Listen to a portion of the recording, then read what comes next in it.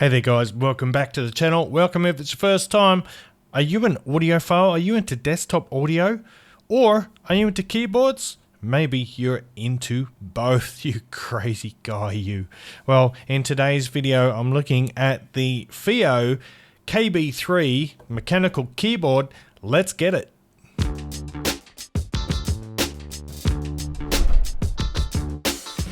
What's cracking, audio fans? It's David here from Prime Audio Reviews. So there is the KB3 in all its RGB glory. It's priced at $129, and what makes this keyboard rather special is it does have a high-end sound card built into it.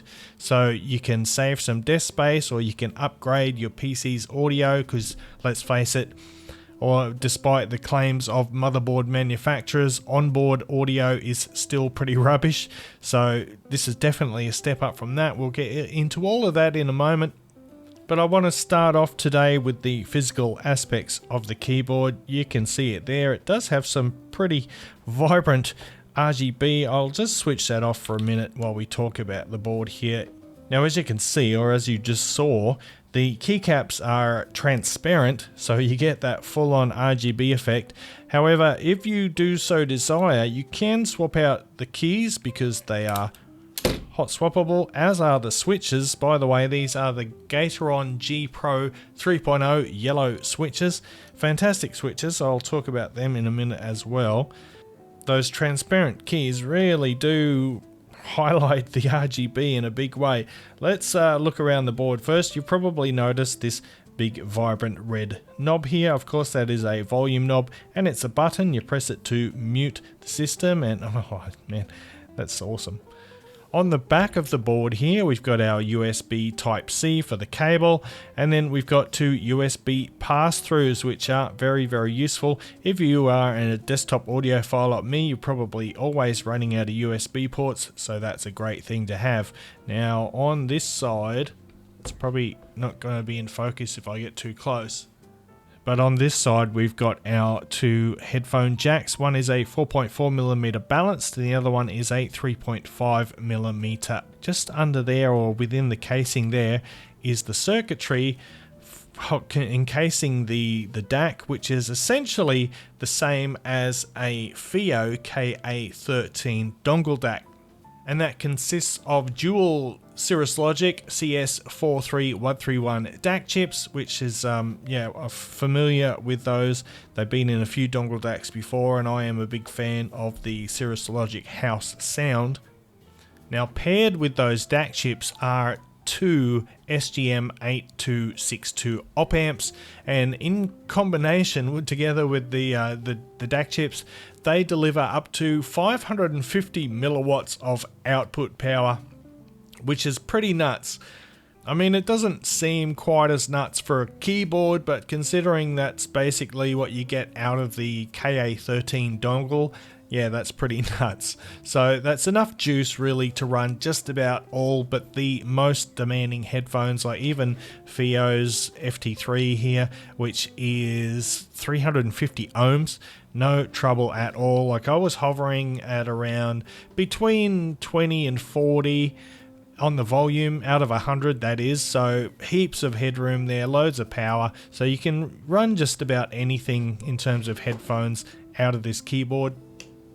And by the way, I forgot to mention, this does actually support the VIA software. So using the VIA software, you can remap the keys if you desire. You can set up custom RGB lighting profiles. You can set up macros.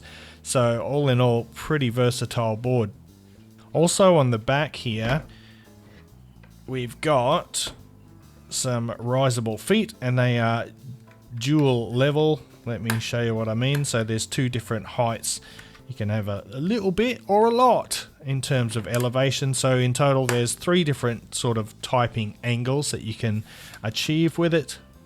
Now, the case of the board is plastic or acrylic, but it does feel very sturdy. There's like really next to no flex in the body at all. The base inside is an aluminium plate, of course. And this is a gasket mounted keyboard, meaning it's got some like silicone softeners underneath, so when you're typing there's a little bit of give and a little bit of softness, so you don't feel typing fatigue. It gives you that nice smooth action. And speaking of that smooth action, this keyboard is really lovely to type on. It feels fantastic. I've never used Gateron switches before, but I can see now why they are so popular, because they are lovely. And these yellow switches are beautifully quiet. I mean, the sound of the keystrokes right out of the box on this keyboard are fantastic. I will give you an example of that. I'll try to anyway.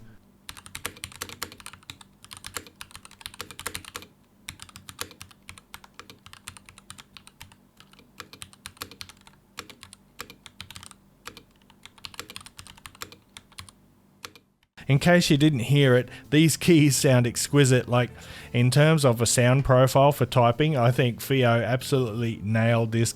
Alright, let's drop these magic keys RGB back on for a minute, and let's get into talking about the sound. And well, look, if you've read reviews about the KA13, you can basically take that and slot it into this review.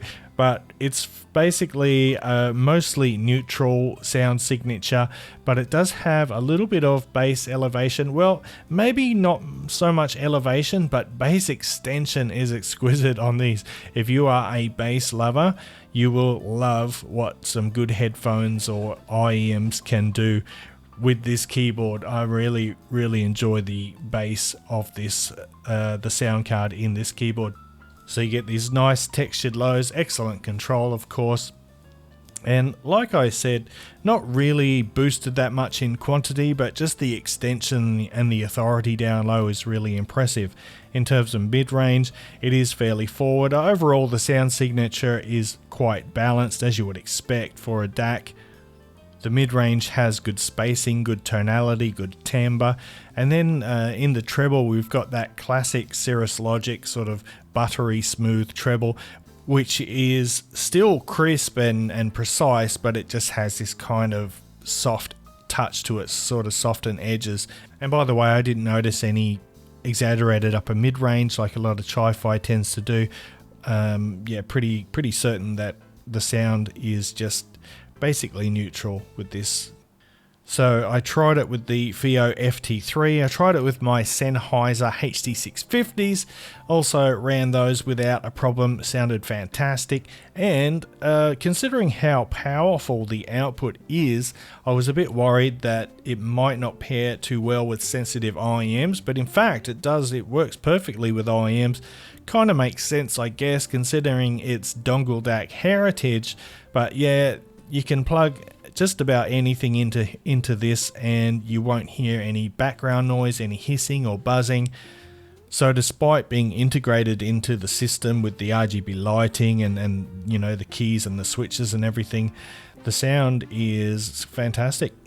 Now in terms of technicalities for the sound card, I mean, it performs really well. The soundstage is not huge, but it does have very good depth going forward, giving it a fairly rounded soundstage, and that makes for very good imaging, which is of course important, especially for gaming. It's also obviously great for music, but I am assuming, maybe rightly or wrongly, I'm assuming that a lot of people who might buy this keyboard will be gamers who are also into audio, and if you are one of those people, this is a fantastic solution. I've really enjoyed it. And as much as I like the RGB lighting, I'll just switch it up a bit there, the lights can sort of make the symbols on the keys a little bit harder to see, which might make it difficult if you're not proficient in touch typing. And I would personally, I'm thinking about trying some keys down the road a little bit, maybe some opaque keys with transparent symbols. I think that would be fun. And you know, that's the beauty of these keyboards. You can customize to your heart's delight. So in conclusion, look, I think this is fantastic. It's not only a very good keyboard in terms of mechanical keyboards, but it's got a fantastic sounding sound card as well. And you know, when you think about the FiiO KA17 is like $149 or something like that, this is only $129. and you're getting the KA13 sound capability, and you're getting a good keyboard on top of that. So I think that's a very good deal. And having said that, I'm going to wrap it up. Thanks for watching the video. If you liked it, give it a thumbs up, Parfam Audiophile style. If you're new here, consider hitting that subscribe button before you go. And until next time, I'll see you later.